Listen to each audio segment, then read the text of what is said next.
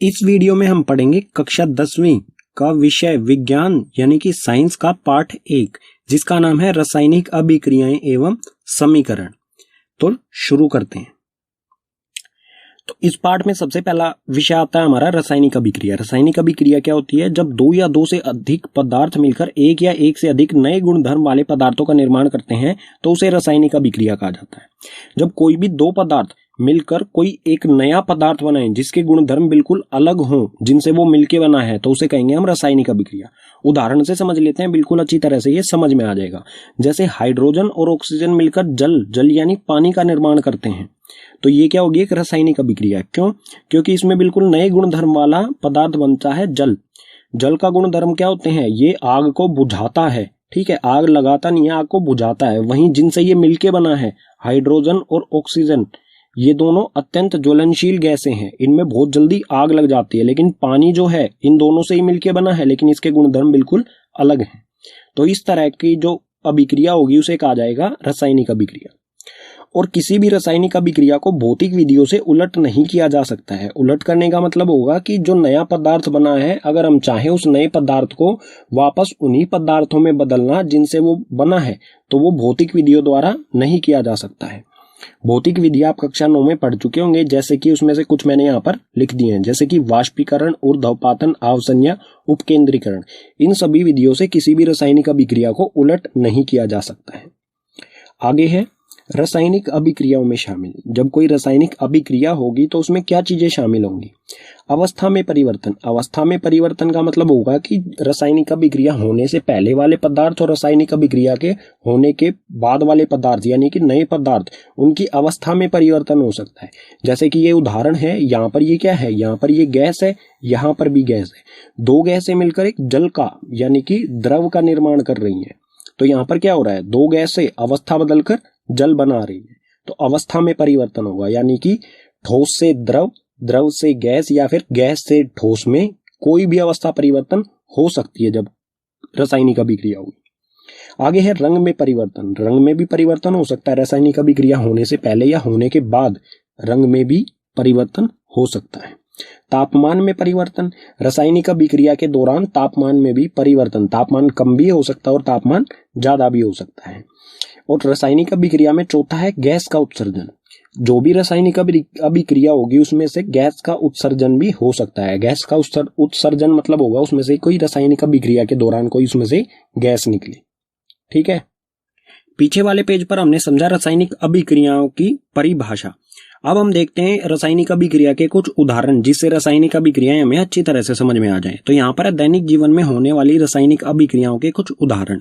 पहला है इसमें से भोजन का पाचन। जो भी हम खाना खाते हैं उसका पचना, वो भी क्या है? एक रासायनिक अभिक्रिया है।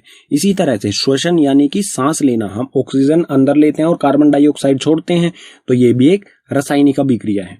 लोहे पर जंग लगना, लोहे पर जंग लगना भी एक रासायनिक अभिक्रिया है और ये बहुत धीरे धीरे होने वाली रासायनिक अभिक्रिया है। इसी तरह दही का बनना, दूध से दही में बदल जाना, ये भी एक रासायनिक अभिक्रिया है। ये तो हो गई हमारे दैनिक जीवन में होने वाली रासायनिक अभिक्रियाएं। अगर इसके अलावा हम बात करें, जैसा कि क्रियाकलाप 1.1 में दिया गया है, मैग्नीशियम रिबन का दहन किया जाता है, तो वो भी एक रासायनिक अभिक्रिया होगी। क्रियाकलाप 1.2 में लेड नाइट्रेट में पोटेशियम आयोडाइड को मिलाया जाता है, वो भी एक रासायनिक अभिक्रिया होगी। इसी तरह से क्रियाकलाप 1.3 में सल्फ्यूरिक अम्ल या फिर हाइड्रोक्लोरिक अम्ल में जिंक की गोलियां डाली जाती हैं, वो भी एक रासायनिक अभिक्रिया होगी। ठीक है, रासायनिक अभिक्रिया में दो महत्वपूर्ण चीजें होती हैं, अभिकारक और उत्पाद। तो ये दोनों क्या होते हैं? पढ़ते हैं। अभिकारक ऐसे पदार्थ जो किसी रासायनिक अभिक्रिया में भाग या फिर हिस्सा लेते हैं, उसे अभिकारक कहा जाएगा। और उत्पाद ऐसे पदार्थ जिनका निर्माण रासायनिक अभिक्रिया में होता है, उसे कहेंगे उत्पादी। उत्पाद यानी कि जो नया पदार्थ बनता है, नए गुणधर्म वाला पदार्थ बनता है, वो होगा उत्पाद। और जिनसे मिलके बनता है उसे कहेंगे हम अभिकारक। ठीक है, उदाहरण की सहायता से इन्हें बिल्कुल अच्छी तरह से समझ लेते हैं, अभिकारक और उत्पाद। उदाहरण ले रखा है हमने यहाँ पर, हाइड्रोजन और ऑक्सीजन मिलकर जल यानी पानी का निर्माण करते हैं। तो यहाँ पर हमें देखना है नया जो पदार्थ है वो कौन सा है। तो नया पदार्थ क्या है? किसका निर्माण हुआ? यहाँ पर जल का, बिल्कुल नए गुणधर्म वाला पदार्थ है जल, तो ये होगा उत्पाद। और जिनसे मिलके बना है वो होंगे अभिकारक। किन किन से मिलके बना है? ये हाइड्रोजन से और ऑक्सीजन से, ये दोनों होंगे अभिकारक। ठीक है, अगला विषय है हमारा रासायनिक समीकरण। रासायनिक समीकरण क्या होता है और इसे किस तरह से लिखा जाता है? तो रासायनिक अभिक्रिया, जो भी रासायनिक अभिक्रिया होती है उसको रासायनिक समीकरण के द्वारा निरूपित किया जाता है या फिर कह सकते हैं दर्शाया जा सकता है। ठीक है, और रासायनिक समीकरण में रासायनिक समीकरण के अभिकारक और उत्पादों में, चाहे वो अभिकारक हो चाहे उत्पाद हो, उसमें क्या होता है, पदार्थ के प्रतीकों का इस्तेमाल किया जाता है। जो भी पदार्थ के प्रतीक होंगे उनका इस्तेमाल किया जाता है। पदार्थ के प्रतीकों का मतलब क्या होगा, जैसे अगर ऑक्सीजन है तो उसका प्रतीक क्या होता है, O। नाइट्रोजन है तो उसका प्रतीक होता है N। अगर लोहा है, आयरन जिसे कहते हैं इंग्लिश में, उसे उसका प्रतीक है Fe। तो इन प्रतीकों का इस्तेमाल किया जाएगा और प्रतीकों को हम सूत्र भी कह सकते हैं। और प्रतीकों के साथ उनकी भौतिक अवस्था को भी दर्शाया जाता है। भौतिक अवस्था यानी कि वो ठोस हैं, द्रव हैं, गैस हैं या फिर जलीय विलयन है। तो ठोस के लिए हम लिखेंगे S, द्रव के लिए लिखा जाएगा L, लिक्विड होता है। ठीक है, इसे इंग्लिश की फॉर्म में लिखा जाता है। ठोस को कहा जाता है सॉलिड, तो उसके लिए हम लिखेंगे S। द्रव को कहा जाता है लिक्विड, तो L। गैस को गैस ही कहते हैं तो G। और एक्वस यानी कि जलीय विलयन, ऐसा विलयन जो जल के अंदर बना है, ऐसा, ठीक है, जो जल के अंदर बनता है उसे लिखेंगे हम AQ यानी एक्वस। इसे इंग्लिश में एक्वस कहा जाता है। तो उदाहरण ले लेते हैं इसका अच्छी तरह से समझने के लिए। उदाहरण ले रहे हैं हम यहाँ पर क्रियाकलाप 1.1 से। मैग्नीशियम रिबन को वायु या फिर कह सकते हैं ऑक्सीजन में दहन कर मैग्नीशियम ऑक्साइड बनाना। क्रियाकलाप 1 में मैग्नीशियम रिबन को दहन किया जाता है वायु की मौजूदगी में। वायु की जगह हम क्या कहेंगे, ऑक्सीजन, क्योंकि यही गैस होती है जो किसी भी दहन का कारण होती है। अगर ऑक्सीजन नहीं होगी तो दहन नहीं होगा। तो उत्तरदायी, दहन के लिए उत्तरदायी गैस होती है ऑक्सीजन, तो वायु की जगह हम कहेंगे ऑक्सीजन। तो यहां पर हमें सबसे पहले पहचानना है अभिकारक क्या है। ठीक है, नया पदार्थ क्या बनता है यहां पर, मैग्नीशियम ऑक्साइड, मतलब ये क्या है, ये है उत्पाद। ठीक है, ये लिख देते हैं यहां पर उत्पाद। जिनसे ये मिलके बना है वो होंगे अभिकारक। तो ये किससे मिलके बना है, मैग्नीशियम से और ऑक्सीजन से, तो ये दोनों क्या होंगे, अभिकारक। ठीक है, तो इसको सूत्र के द्वारा किस तरह से दर्शाया जाता है वो बताने जा रहा हूं मैं। सबसे पहले मैग्नीशियम का प्रतीक क्या होता है, Mg। ठीक है, और ऑक्सीजन का प्रतीक क्या होता है, O2 लिखेंगे हम यहां पर, क्योंकि ऑक्सीजन के 2 एटम इकट्ठे रहते हैं हमेशा। और जो भी अभिकारक हैं, अगर एक अभिकारक है तो कोई बात नहीं, अगर 2 हैं या 2 से ज्यादा हैं तो सभी के बीच में जमा का निशान लगाएंगे। तो मैग्नीशियम जमा में ऑक्सीजन, ये मैग्नीशियम ये ऑक्सीजन। अभिकारक हमारे हो गए पूरे। अब लगाएंगे एक तीर का निशान। ठीक है, तीर का निशान जो है ये रासायनिक अभिक्रिया को दर्शाता है कि यहां पर इन दोनों में मिलकर रासायनिक अभिक्रिया की और उत्पाद इसके सिर की तरफ होता है। ठीक है, तीर के सिर की तरफ उत्पाद क्या बना, मैग्नीशियम ऑक्साइड। मैग्नीशियम ऑक्साइड का सूत्र होता है MgO। तो ये हो गया हमारा रासायनिक समीकरण। और जो तीर होता है इसकी पूंछ, ये पूंछ है, ये जो पूंछ है इसकी तरफ होते हैं अभिकारक। ठीक है, और इसके सिर की तरफ होते हैं उत्पाद। अगर एक से ज्यादा उत्पाद आता है तो उनके बीच में भी जमा का निशान आएगा, जैसे यहां पर हमने जमा किया है, ऐसे ही अगर एक से ज्यादा उत्पाद आते हैं तो उसमें भी सबके बीच में जमा का निशान आएगा। लेकिन ये जो रासायनिक समीकरण है ये संतुलित नहीं है। संतुलित का मतलब क्या होगा, यहां पर ऑक्सीजन के कितने एटम है, 2, लेकिन यहां पर सिर्फ एक ही है। ठीक है, यहां पर कुछ भी नहीं लिखा हुआ ऑक्सीजन के, तो यहां पर एक ही है, दोनों तरफ बराबर होने चाहिए। तो इस तरह की जो समीकरण संतुलित नहीं है उस तरह के समीकरण को कहा जाएगा कंकाली समीकरण। ठीक है, अब इसको संतुलित किस तरह से किया जाता है वो हम देखेंगे अगले पेज पर। लेकिन अभी भी इसमें एक कमी है, क्या, हमने इसकी भौतिक अवस्थाएं नहीं लिखी हैं। तो भौतिक अवस्था के इस साथी से कैसे लिखा जाता है, Mg। मैग्नीशियम रिबन कैसा था, ठोस यानी कि सॉलिड। ठीक है, सॉलिड के लिए लिखेंगे हम S। उसके बाद ऑक्सीजन कैसी होती है, गैस होती है, तो गैस के लिए लिखेंगे G। रासायनिक अभिक्रिया हुई, रासायनिक अभिक्रिया होने को दर्शाता है। यदि रासायनिक अभिक्रिया हुई और हमें क्या मिला, मैग्नीशियम ऑक्साइड MgO। और मैग्नीशियम ऑक्साइड ये क्या है, ठोस, ठोस के लिए लिखेंगे हम सॉलिड के, ठीक है, तो S। तो ये होगी हमारी रासायनिक समीकरण, ठीक है। अब इसे संतुलित किस तरह से किया जाता है वो देखते हैं अगले पेज पर। अब हम देखेंगे रासायनिक समीकरण को संतुलित करना। कोई भी रासायनिक समीकरण होता है उसको किस प्रकार से संतुलित किया जाता है। तो यहाँ पर है Fe। Fe जो प्रतीक होता है वो होता है लोहा, लोहे का प्रतीक, लोहा जमा में H2O यानी कि जल। लोहा और जल अभिकारक दो हैं, वो अभिक्रिया करके लोहा Fe3O4 यानी Fe3O4 लोहे का ऑक्साइड जमा में H2 यानी हाइड्रोजन गैस बनाते हैं। तो इस अभिक्रिया को हम संतुलित करके देखेंगे। संतुलित करने का मतलब क्या होगा, सबसे पहले हम इसमें अभिकारक, जो भी अभिकारक हैं उसमें कितने एटम यानी कि परमाणुओं की संख्या गिनेंगे, ठीक है। यहाँ पर लोहा है, लोहे के कितने परमाणु है, यहाँ पर कुछ नहीं लिखा हुआ, तो Fe मतलब लोहे का एक परमाणु है। तो इस तरह की आपको एक टेबल बनानी है जिसमें आपको तत्व लिखने हैं एक लाइन में, अभिकारक और उत्पाद। इसमें हम अभिकारक के नीचे लिखेंगे Fe यानी लोहे में कितने परमाणुओं की संख्या है, और इसमें उत्पाद में लोहे में कितने परमाणुओं की संख्या है, इसी तरह से हाइड्रोजन और ऑक्सीजन की। तो इसे संतुलित करते हैं। Fe यानी कि लोहे का एक परमाणु है अभिकारक में, ठीक है। अब देखेंगे लोहे का उत्पाद में कितने परमाणु है। लोहे के उत्पाद में 3 परमाणु हैं, तो यहां पर लिखा हमने 3। अब देखते हैं हाइड्रोजन के। हाइड्रोजन के अभिकारक में 2 हैं और उत्पाद में भी 2 हैं, तो ये 2 हो और ये भी 2। ऑक्सीजन बचता है, ऑक्सीजन के अभिकारक में 1 है और उत्पाद में 4 हैं, तो ये 1 और यहां पर 4। संतुलित करने का मतलब क्या होगा कि जितनी परमाणुओं की संख्या किसी तत्व की अभिकारक में है उतनी ही उत्पाद में होनी चाहिए, ठीक है। अभिकारक और उत्पाद में बराबर परमाणुओं की संख्या, बराबर एटम की संख्या होनी चाहिए। अगर यहाँ पर 1 है तो यहाँ पर भी 1 होना चाहिए, अगर यहाँ पर 3 है तो यहाँ पर भी 3 होना चाहिए, बराबर होने चाहिए। तो इसका संतुलित करने का कोई ऐसा स्पेसिफिक फॉर्मूला या कोई तरीका नहीं है, इसको बस थोड़ा सा अपना दिमाग पर जोर डालना है और यह आसानी से हो जाता है, ठीक है। सबसे पहले हम क्या करेंगे, जो भी हमारे तत्व हैं वो अभिकारक में हो चाहे उत्पाद में हो, उनको एक ब्रैकेट में बंद करेंगे इस तरह से। ब्रैकेट में बंद करने का क्या मतलब होगा कि ब्रैकेट के हम अंदर कोई भी बदलाव नहीं कर सकते हैं। जो भी ये ब्रैकेट के अंदर जो चीज आ गई है उसमें कोई भी बदलाव नहीं कर सकते हैं।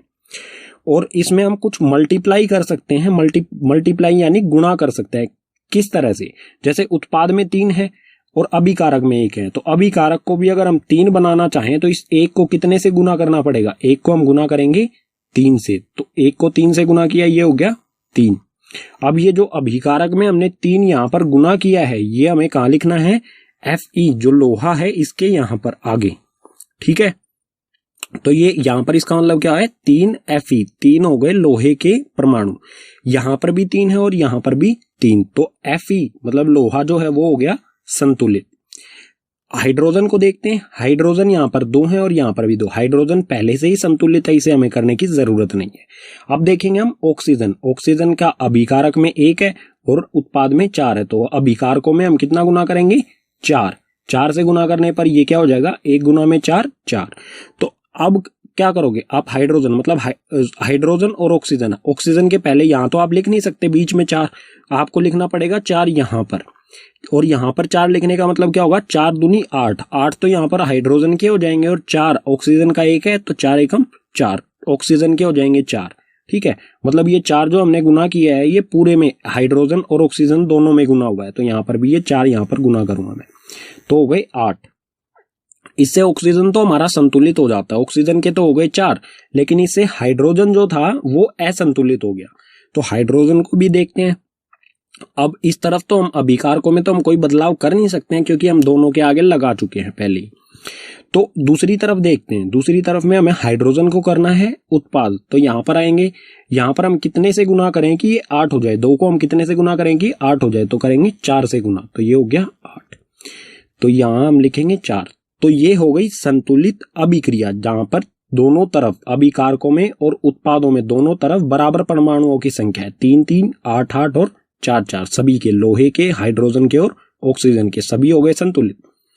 लेकिन अभी भी ये प्रॉपर एक अच्छी तरह से लिखी गई समीकरण नहीं है क्योंकि इसमें भौतिक अवस्थाएं हमने नहीं लिखी हैं, तो इसे भौतिक अवस्थाओं के साथ लिखेंगे इस तरह से 3 Fe। अब ब्रैकेट हमें हटा देना है। Fe क्या है, लोहा क्या होता है, ठोस, ठोस यानी कि सॉलिड, S से सॉलिड हो गया, ठीक है, ये हो गया सॉलिड, जमा में 4 H2O।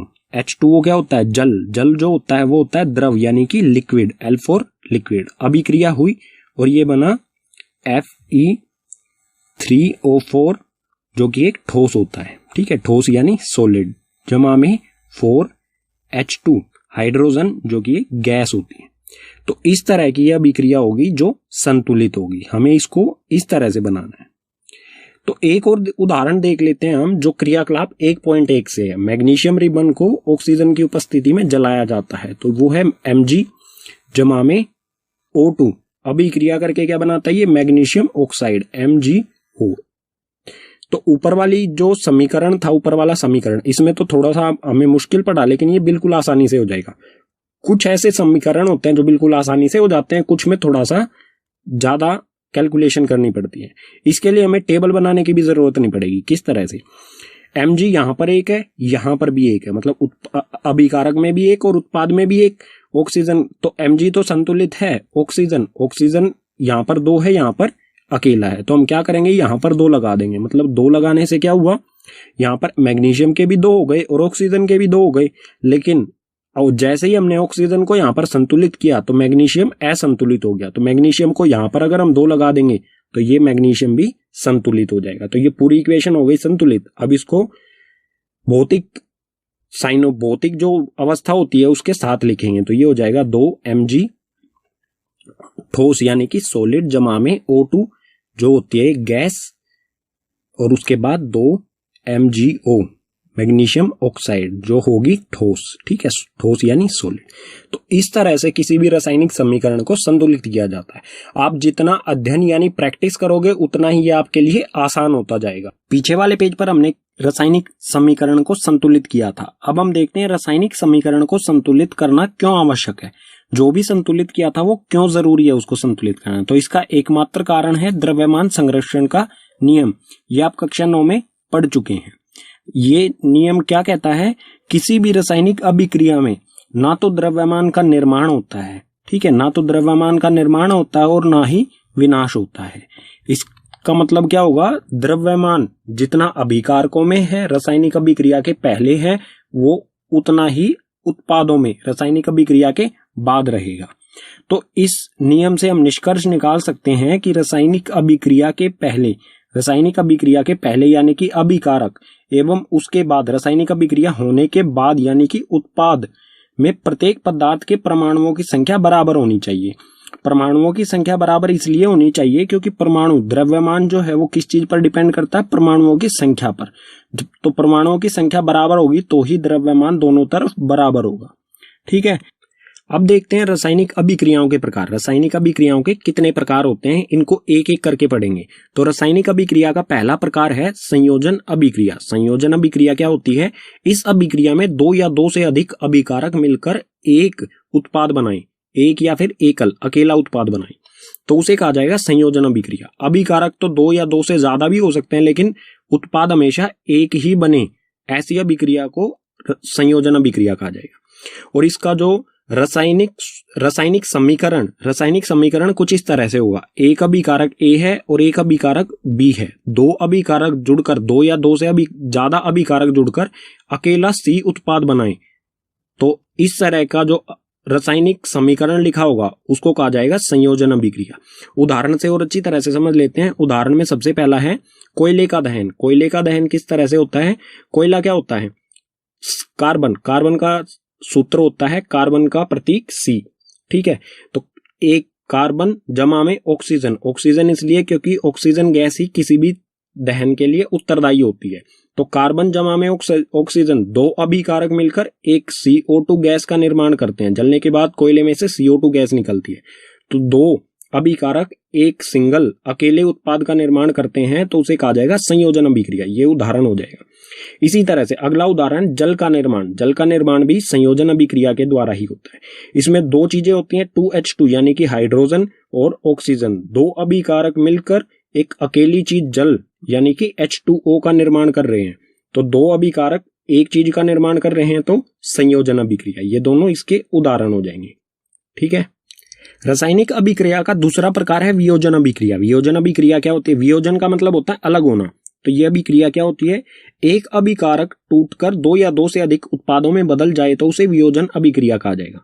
मतलब कोई एक अभिकारक, जैसे कि हमारा ए कोई एक अभिकारक है, इसको गर्म किया जाएगा तो ये दो बी और सी उत्पाद में बदल जाना, मतलब कोई एक अभिकारक दो चीजों में बट जाए, अलग अलग हो जाए, तो उसे कहेंगे हम वियोजन अभिक्रिया। वियोजन का मतलब ही होता है अलग होना। तो ए यहाँ पर अलग अलग दो हिस्सों में बट गया, बी और सी में, ठीक है।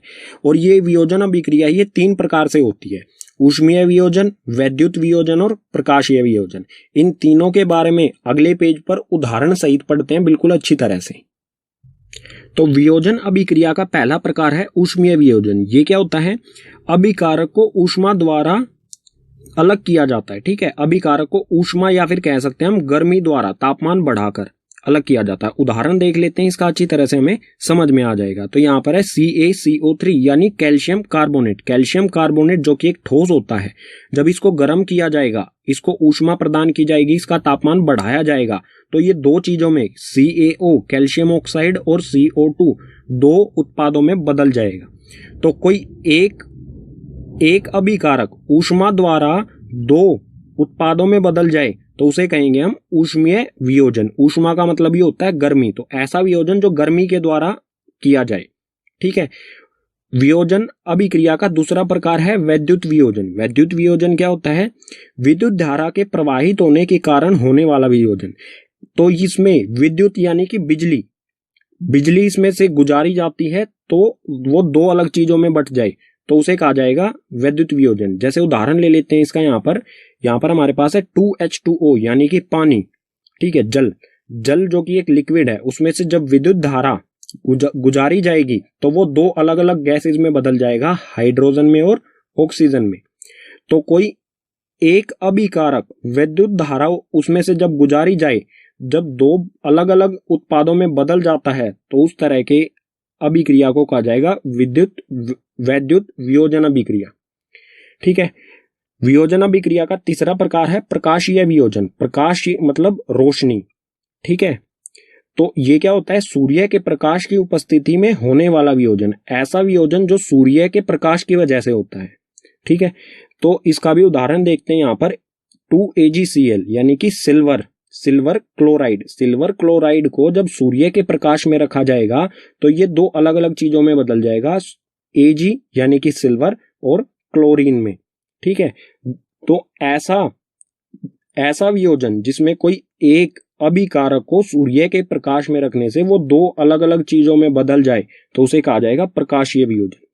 और ये जो अभिक्रिया है प्रकाशीय वियोजन की, सिल्वर क्लोराइड को अलग अलग करना, इसका उपयोग किया जाता है श्याम श्वेत फोटोग्राफी यानी ब्लैक एंड व्हाइट फोटोग्राफी में इसका इस्तेमाल किया जाता है। ये महत्वपूर्ण है, कई बार आपसे एग्जाम में पूछी गई है, ठीक है।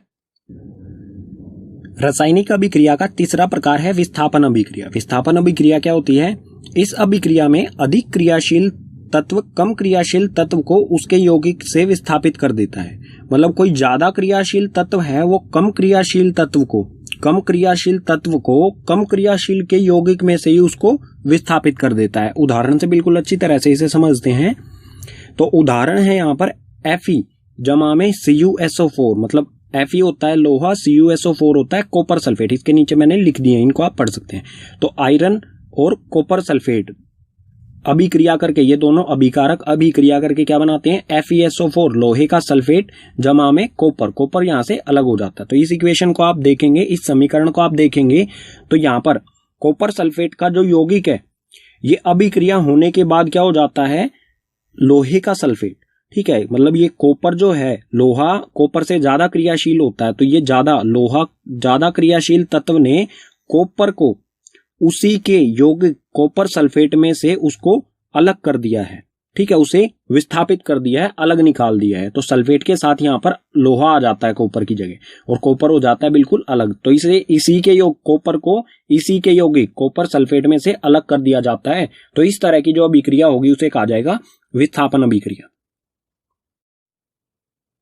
रासायनिक अभिक्रियाओं का चौथा प्रकार है द्विविस्थापन अभिक्रिया। द्विविस्थापन अभिक्रिया क्या होती है, इस अभिक्रिया में उत्पादों के निर्माण दो यौगिकों के बीच आयनों के आयनों के आदान प्रदान से होता है। आयन्स होते हैं, उस पर चार्ज कितना है, जमा का धनात्मक चार्ज है या ऋणात्मक। ठीक है, तो इसका उदाहरण देख लेते हैं, इसे अच्छी तरह से समझ लेंगे। यहाँ पर उदाहरण में है Na2SO4, यानी कि Na जो साइन होता है ये होता है सोडियम और सल्फेट, सोडियम सल्फेट, जमा में BaCl बैरियम क्लोराइड, अभिक्रिया करके ये बनाते हैं बैरियम सल्फेट और सोडियम क्लोराइड। नीचे मैंने इनके नाम लिख दिए हैं। ठीक है, तो इसमें आप देखेंगे कि जो सल्फेट यहाँ पर सोडियम के साथ है, सल्फेट और सोडियम साथ साथ है, लेकिन जब अभिक्रिया हो जाएगी तो ये सल्फेट जो है ये बैरियम के साथ जुड़ जाएगा। ठीक है, ये दोनों आपस में जुड़ जाएंगे अभिक्रिया के बाद। तो यहाँ पर आप देखो BaSO4, ठीक है, और जो सोडियम है Na, ये Na और ये Na और Cl क्लोरीन, सोडियम और क्लोरीन जुड़कर NaCl का निर्माण करेंगे। तो यहां पर क्या हुआ, जो द्विविस्थापन मतलब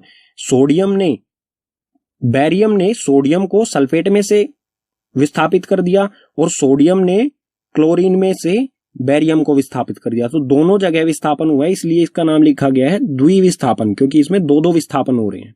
ठीक है, अब आयनों की बात आती है, आयनों के बीच किस तरह से आदान प्रदान हुआ वो देखते हैं। बैरियम जो होता है Ba, उस पर चार्ज होता है 2 जमा, धनात्मक 2 चार्ज होता है, धनात्मक मतलब जमा। और सल्फेट जो है इस पर चार्ज होता है SO4, इस पर चार्ज होता है 2 घटा ऋणात्मक, मतलब 2 आयन इसके पास ज्यादा होते हैं, इसके पास कम होते हैं। तो ये एक दूसरे को आदान प्रदान, दोनों एक दूसरे को साथ जुड़ जाते हैं और टोटल चार्ज हो जाता है, यहाँ पर 2 घटा का, यहाँ पर 2 जमा का, टोटल जो चार्ज है आयनों का वो 0 हो जाता है और बन जाता है BaSO4। ठीक है, और ये जो BaSO4 होता है, BaSO4 सफेद अविल्य अवशेप का निर्माण करता है। अविल्य अवशेप वो होता है जो जल के अंदर बनता है, लेकिन जल के अंदर वो अघुलनशील होता है। वो कुछ इस तरह से बनेगा, जैसे इस बीकर है, इसमें जल है, ठीक है, ये जल है, इसमें जब अभिक्रिया होगी तो इसमें एक अविल्य जो पानी में अघुलनशील तत्व का निर्माण होगा, जो कि इसमें नीचे की तरफ इस तरह से बैठ जाएगा, पानी में वो घुलेगा नहीं। ठीक है, तो ये नीचे जो सफेद सफेद कलर का आपको दिखाई दिया है, इस तरह का कुछ बैरियम सल्फेट बनेगा।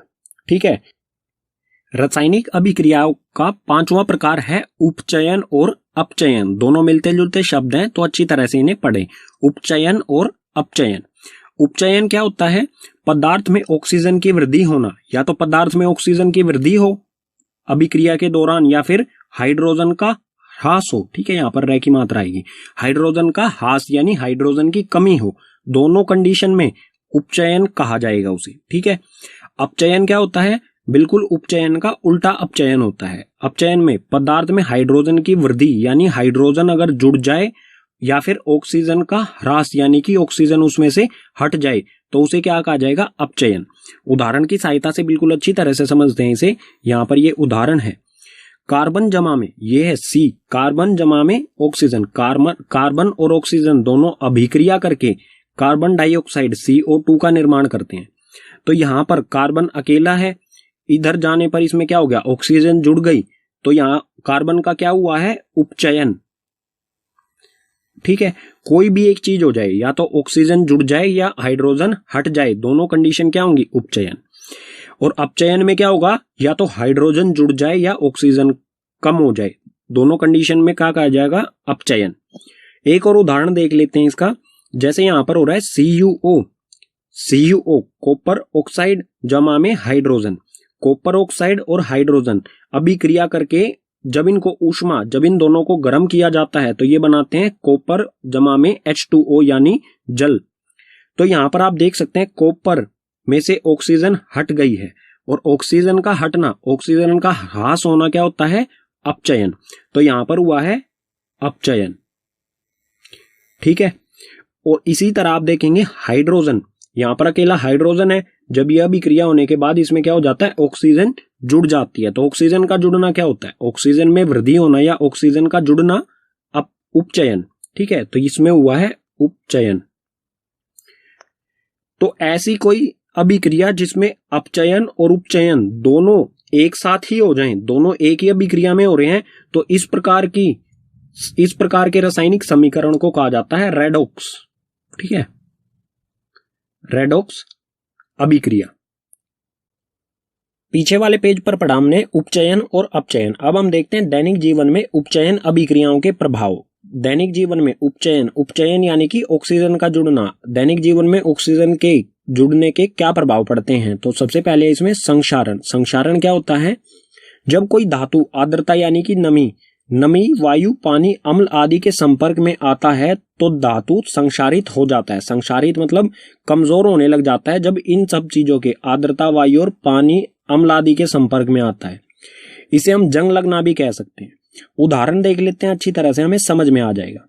जैसे उदाहरण, लोहे पर जंग लगना। लोहा जब होता है वो पानी, इस पर पानी लगता रहे या हवा इससे टकराती रहे तो ये क्या होने, इस पे जंग लगने लगता है। काला लोहा जो होता है उसकी परत पर लाल लाल सा पाउडर बनने लग जाता है जो कि जंग होता है इसमें। ठीक है, तो लोहे पर जंग लगना भी संक्षारण का ही उदाहरण है। इसी तरह चांदी पर काली परत बनना, ये भी एक संक्षारण का ही उदाहरण है। तांबे पर हरी परत बनना। तांबे के बर्तन होते हैं, कुछ दिनों बाद अगर वो ऐसे ही रखे रहते हैं तो उनपे काली परत, हरी परत बनने लग जाती है, तो वो होता है तांबे का संक्षारण, यानी तांबे पर जंग लगना। और जो संक्षारण होता है इसके कारण धातु जो है वो कमजोर हो जाता है। और संक्षारण से बचने के लिए कोई भी धातु है उस पर हमें करना पड़ता है पेंट।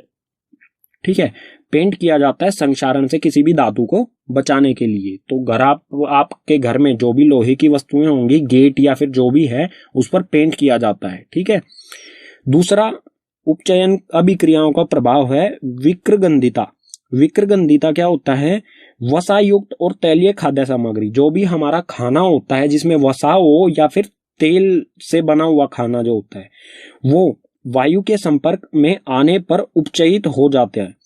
उपचयित होने का मतलब क्या होगा? वायु से वो अभिक्रिया कर लेता है। लंबे समय तक जब वायु के संपर्क में रहेगा तो वो वायु के साथ अभिक्रिया कर लेता है और उपचयित यानी कि ऑक्सीजन उसके साथ जुड़ जाती है, जिससे उनके स्वाद और गंध में परिवर्तन हो जाता है। जब लंबे समय तक खाना रखा रहता है उसका स्वाद बिल्कुल बदल जाता है। ठीक है, और उसमें से गंध यानी कि बदबू आने लग जाती है, खाने लायक नहीं रहता है वो। ठीक है, और विक्रगंधिता से बचने के लिए क्या किया जाता है? जैसे चिप्स पैकेट्स आते हैं, चिप्स जो होते हैं तेल में तले हुए होते हैं, तो चिप्स पैकेट्स जो होते हैं उसमें बहुत समय तक वो रहते हैं पैकेट्स में, तो वो उपचयित क्यों नहीं होते हैं? क्योंकि पैकेट्स जो होते हैं, चिप्स के पैकेट्स, उसमें गैस डाली जाती है जिसके कारण वो फूले रहते हैं। उस गैस का नाम है नाइट्रोजन। नाइट्रोजन गैस जो है वो उपचयित होने से बचाती है किसी भी खाद्य सामग्री को। एक तरीका तो है नाइट्रोजन गैस पैकेट्स में हम डाल के उपचयित होने से, विक्रगंधिता होने से हम बचा सकते हैं अपने खाने को। दूसरा तरीका है उसे ठंडा कर देंगे। ठीक है, फ्रिज में अगर हम रख देंगे, फ्रिज में कोई भी खाना हम रखेंगे तो उससे विक्रगंधिता धीमी हो जाती है। ठीक है, दुगना समय लगता है उसे फिर विक्रगंधित होने में। रासायनिक अभिक्रियाओं के प्रकार पढ़े हमने 1 से लेके 5 तक। अब रासायनिक अभिक्रियाओं को दूसरे प्रकार से भी वर्गीकृत किया जाता है, उसको पढ़ते हैं। तो रासायनिक अभिक्रिया के प्रकार, इसे वर्गीकृत किस आधार पर किया गया है? तापमान के आधार पर इसे वर्गीकृत किया है। तो तापमान के आधार पर रासायनिक अभिक्रिया को 2 तरह से वर्गीकृत किया जाता है। पहला है ऊष्माक्षेपी और दूसरा है ऊष्माशोषी। तो ऊष्माक्षेपी अभिक्रिया क्या होती है? जिन अभिक्रिया में उत्पाद के निर्माण के साथ साथ ऊष्मा का भी उत्सर्जन होता है तो उसे कहा जाएगा ऊष्माक्षेपी अभिक्रिया। जैसे उदाहरण से अच्छी तरह से समझते हैं, ये अभिकारक है। उदाहरण है प्राकृतिक गैस का दहन। प्राकृतिक गैस को जब जलाया जाता है तो वो एक ऊष्माक्षेपी अभिक्रिया होती है कुछ इस तरह से। प्राकृतिक गैस होती है CH4 यानी मीथेन।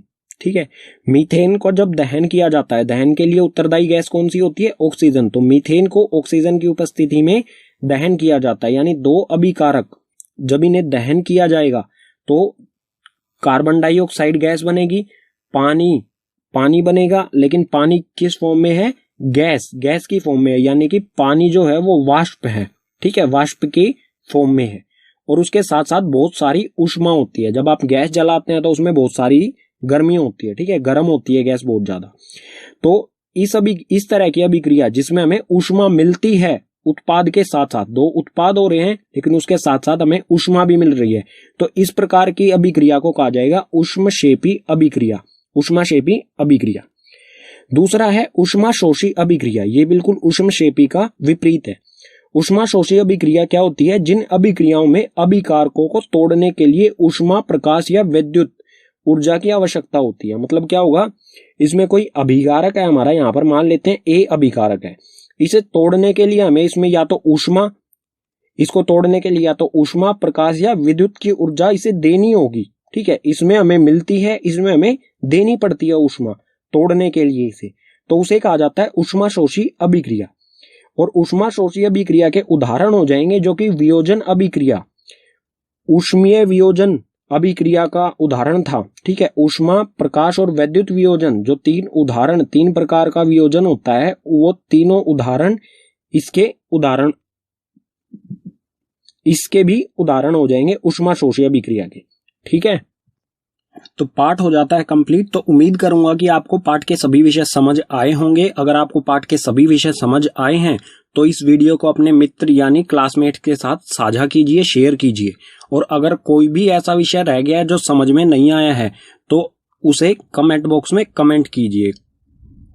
और वीडियो देखने के लिए धन्यवाद।